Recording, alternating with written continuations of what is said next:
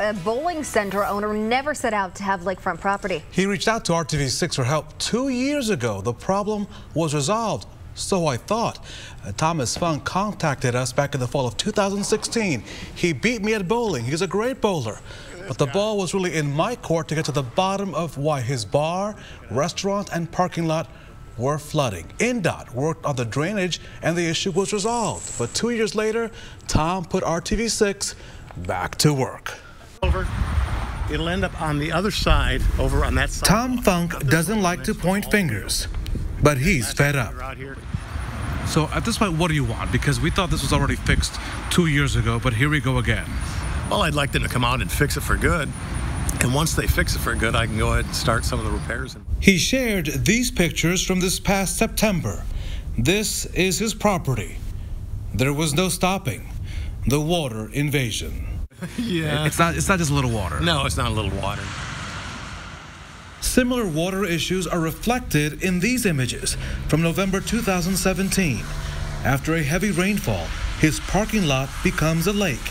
And despite the sandbags, lots of sandbags, surrounding a portion of his bar, it surrenders to the water. I mean, anything over 2 or 3 inches in a 5-6 hour period, we get worried. Inside, the squeegees are on standby, the beer and other stock on a wooden crate, away from the floor. Several coolers have been replaced, and the ice machine is also on higher ground.